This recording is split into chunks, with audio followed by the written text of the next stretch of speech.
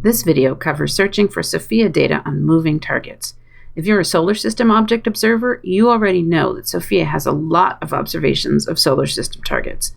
The best way to do that kind of search is to search on solar system targets and then put in the object name.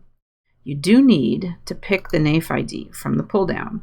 Everything under the hood is based on the NAIF ID, so you absolutely have to pick the NAIF ID. I can fill out the rest of the constraints here or just search. Now it's come back with the same sort of interface that the inertial target searches yield. There's a tab with the AOR list that has the most succinct view of all the observations that it found, and it also has instrument tabs. It says here that there's data from HAWK+. So if I go to the HAWK+ tab, I can see the individual HAWK+ observations. If I go to the AOR tab and click on the observations that I want, and then prepare download, I'm certain to get all of the data that go with these observations.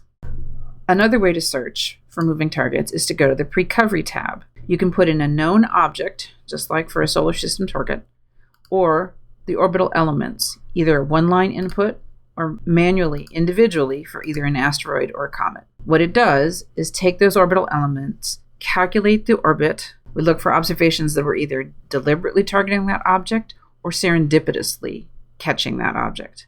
It can take a long time to search, but when it comes back, it'll give you the same sort of interface that you get with all the other SOFIA search results.